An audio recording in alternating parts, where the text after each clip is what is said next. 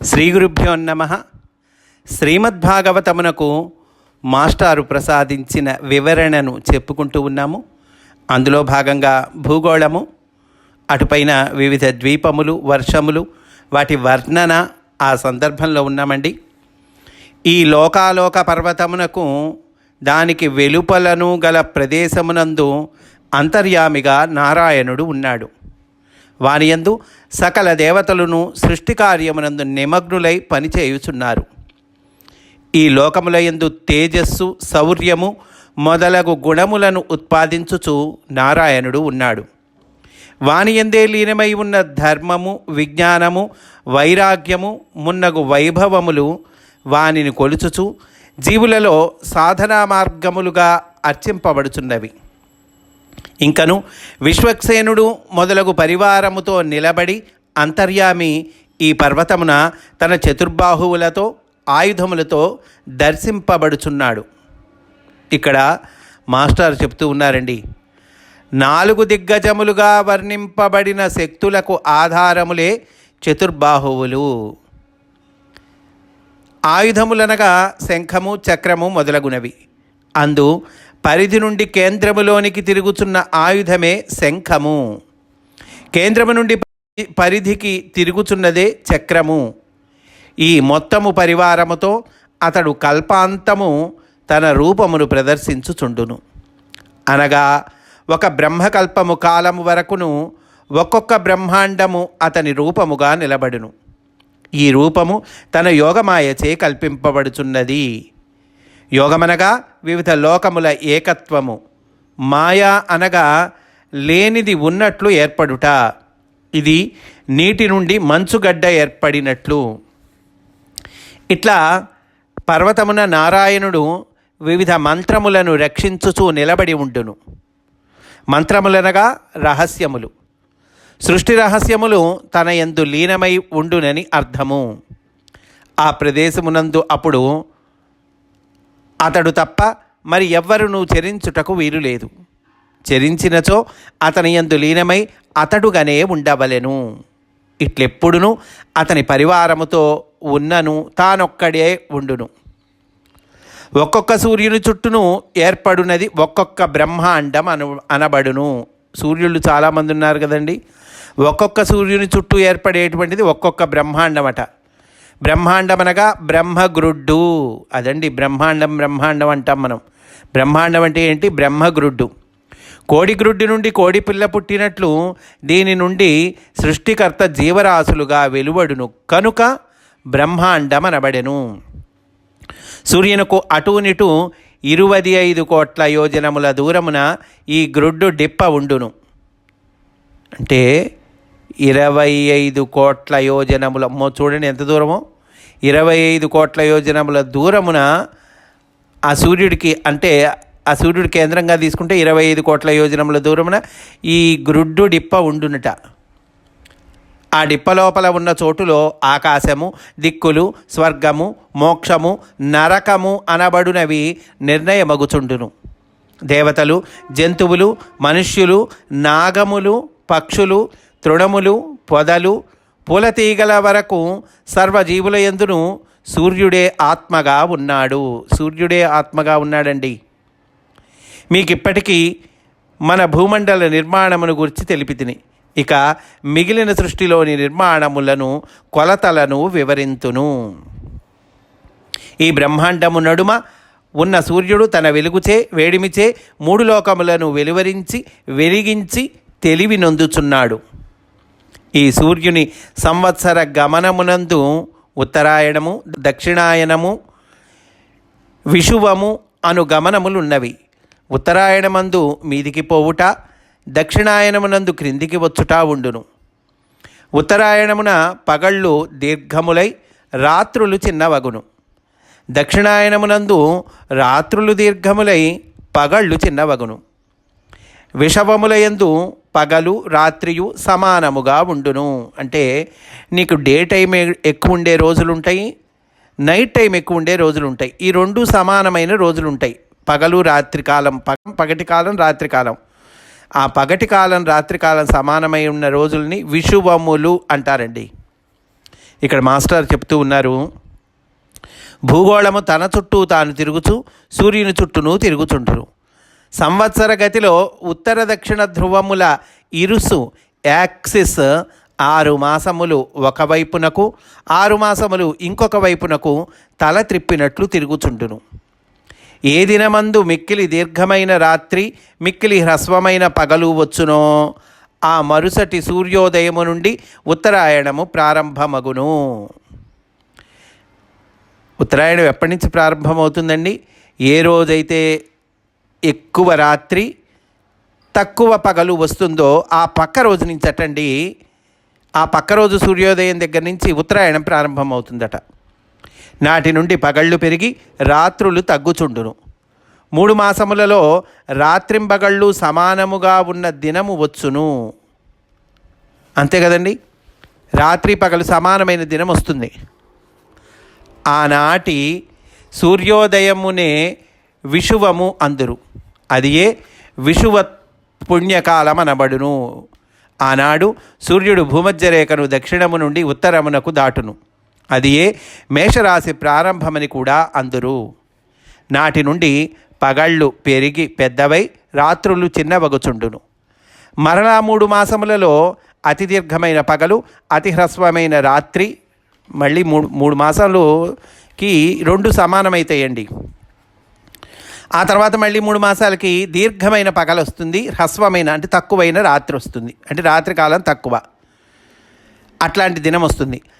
అట్లా ఎక్కువ పగలు తక్కువ రాత్రి ఏ రోజైతే వస్తాయో, అంటే బాగా ఎక్కువ పగలు బాగా తక్కువ రాత్రి ఏ రోజైతే వస్తాయో ఆ పక్క రోజు సూర్యోదయం నుండి దక్షిణాయనము ప్రారంభమగును. దానినే కర్కాటక రాశి ప్రారంభమని కూడా చెప్పుదురు. నాటి నుండి రాత్రులు పెద్దవగుచు పగళ్ళు చిన్నవిగా ఉండును. 3 మాసములలో రాత్రింపగళ్ళు సమానమైన దినము వచ్చును. దీనినే దక్షిణ విషువము అందురు. ఉత్తర విషువము దక్షిణ విషువము అండి. నాటి నుండి ఏ సూర్యుడు తులారాశిలో ప్రవేశించును. ఆ దినము నుండి పగళ్ళు చిన్నవి రాత్రులు పెద్దవి అగుచుంటును. మరలా 3 మాసములలో అతి దీర్ఘమైన రాత్రి అతి హ్రస్వమైన పగలు దినము వచ్చును. ఆ మరుసటి సూర్యోదయమే ఉత్తరాయణ ప్రారంభము లేక మకర రాశి ప్రారంభమగును. ఈ లెక్కలన్నిటినీ లంకా పట్టణము ప్రదేశమున నిలబడి గుణించినప్పుడే సరిగా వచ్చును. లంక అనగా భూమధ్యరేఖ. ఈ లెక్కలన్నీ ఎప్పుడు సరిగ్గా వస్తాయి? భూమధ్యరేఖ దగ్గర భూమధ్యరేఖ పట్టణము ప్రదేశమున నిలబడి గుణించినప్పుడే సరిగా వస్తాయిట.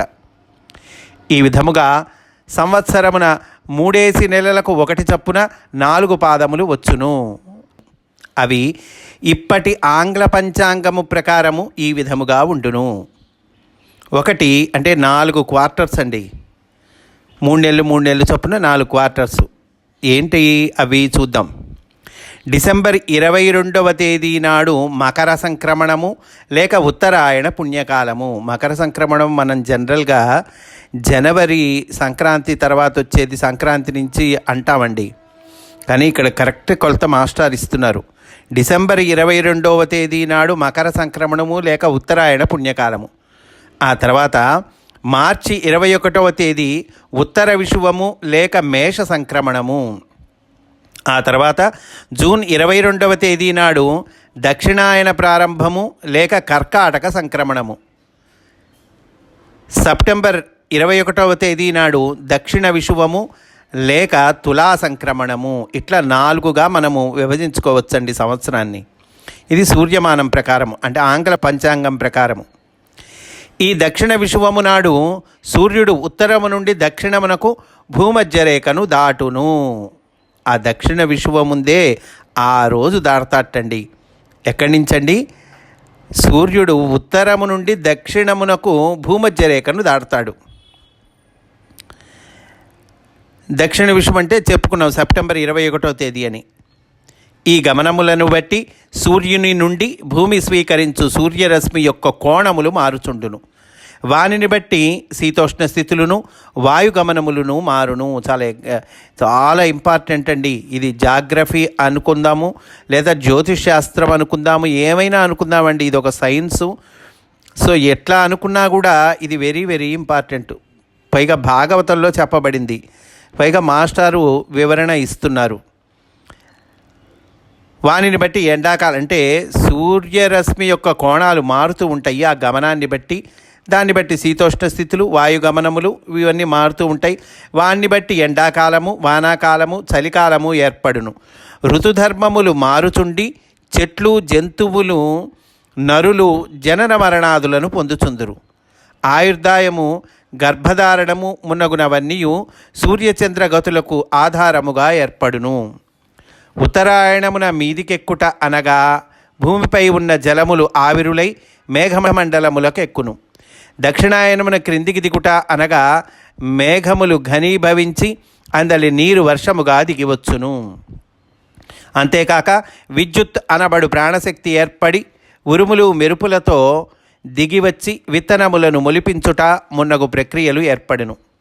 మరియు నియమవంతులైన నరులకు ఉత్తరాయణమునకు సంకేతముగా బ్రహ్మచర్యము, దక్షిణాయనమునకు సంకేతముగా గృహస్థ ధర్మము ఏర్పడుచున్నవి. అందు మొదటి దాని వలన జీవులు ఊర్ధ్వగతి పట్టి తపస్సు, సద్గుణములు, జ్ఞానము, విద్య పొందుదురు. రెండవ దాని నుండి అధోమార్గము ఏర్పడి జీవులు గర్భస్థులగుచున్నారు. ఆ తర్వాత మేషరాశి యందును తులారాశి యందును ప్రవేశించిన నాడు సూర్యుడు అహోరాత్రములను సమానములుగా చేయును. మేషరాశిలో ప్రవేశించిన మరుసటి దినము నుండి పగలు ఎక్కువ, రాత్రి తక్కువ అగును. నెలకొక్క ఘడియ చొప్పున ఉత్తరాయణమున పగలు పెరుగును, రాత్రి తగ్గును. వృశ్చికము మొదలుకొని మాసమునకు ఒక్క ఘడియ చొప్పున రాత్రి పెరుగును, పగలు తగ్గును. అహోరాత్రమునకు ఒక మారు చొప్పున సూర్యుని రథము భూమి చుట్టూను తిరిగి వచ్చును. ఈ తిరుగునట్టి మార్గమునే మానసోత్తర పర్వతము అందురు. దీని చుట్టూను గల కొలత 90,08,00,000 యోజనములు. ఈ మానసోత్తర పర్వతము మీదనే జీవులకు ప్రాంతీయమైన సూర్యోదయము, మధ్యాహ్నము, సూర్యాస్తమయము, అర్ధరాత్రము అను 4 స్థానములు ఏర్పడును. అందు సూర్యోదయము వలన తూర్పు, మధ్యాహ్నము వలన దక్షిణము, సూర్యాస్తమయము వలన పశ్చిమము, అర్ధరాత్రము వలన ఉత్తరము అను 4 దిక్కులు ఏర్పడుచున్నవి. అందు తూర్పును దేవతల నగరము అందురు, దక్షిణమును యముని పట్టణము అనియు సంయమని అనియు అందురు, పశ్చిమమునే వరుణుని పట్టణమనియు నిమ్లోచని అనియు పేర్కొందురు, ఉత్తరమును సోముని పట్టణమనియు విభావరి అనియు అందురు. ఈ 4 కాలభేదముల చేత జీవరాశులకు పనులయందు ప్రవర్తించుటకు, మానుటకు బుద్ధి పుట్టించుట సూర్యుడు చేయుచుండును. ఇంద్రపట్టణము నుండి 15 ఘడియల కాలములో సూర్యుడు యమపట్టణము చేరును. అందేర్పడునట్టి సూర్యగమనము 37,75,000 యోజనములు. ఈ 4 ఒక దిక్కునకు సూర్యుడు చేయు గమనము అంతే దూరం ఉండును. కాలము కూడా 15 ఘడియలే ఉండును, అనగా 6 గంటల కాలము చొప్పున పట్టును. అహోరాత్రమున 4 పట్టణములను తిరిగి వచ్చుటకు 4 × 6 = 24 గంటల కాలము పట్టును. సూర్యుడు పోవుచున్న మార్గముననే చంద్రుడు, గ్రహములు, నక్షత్రములు కూడా పోవుచుండును. నక్షత్రములనగా మానసోత్తర పర్వతమందు మేఘము మొదలుకొని మొత్తము చక్రమును 27 సమభాగములు చేయగా ఏర్పడిన చాపములు. ఈ మొత్తం ఈ చక్రం సర్కిల్ ఉంటుంది కదా, దాన్ని 27 సమభాగాలుగా చేసినప్పుడు ఆ ఏర్పడినటువంటి చాపములు అవ్వండి. అంటే ఈ డివిజన్స్ అవి నక్షత్రములంటే. ఈ విధముగా సూర్యుడు కేంద్రముగా మొత్తము ఒక చక్రము తిరుగుచున్నది. కనుకనే సూర్యుని రథమునకు ఒకటే చక్రం అందురు. ఈ చక్రమును 12 అంచులు ఉన్నవి. ఈ చక్రమునకు 12 అంచులున్నవి, వానిని మాసములందురు. 6 కమ్ములున్నవి, వానినే ఋతువులందురు. 3 కన్నములున్నవి, వాని నడిమి భాగములనే 3 కాలములందురు. ఇన్ని గతులతో సూర్యరథము తిరుగుచున్నది. అది ఒక ముహూర్త కాలమున 34,08,00,000 యోజనములు తిరుగును. అదండి. అయితే ఇక్కడ సూర్యుని నుండి ఉత్తర దక్షిణ ధ్రువముల మీదుగా ప్రసరించు రేఖలతో భూమి ఇరుసునకు ఏర్పడిన త్రికోణమే సూర్యుని రథము అంటున్నారు. అది భూమి చుట్టూను ప్రదక్షిణముగా తిరిగి వచ్చుచు జీవులకు పగళ్లను కలిగించును, అవ్వలి వైపున రాత్రులు ఏర్పడుచుండును అంటున్నారండి. ఈరోజు ఇక్కడితో పూర్తి చేసుకుందాము. రేపు కూడా ఇదే అంశంలోని విశేషాలను చెప్పుకుందాము అని సవినయంగా మనవి చేసుకుంటూ స్వస్తి. వాసుదేవ.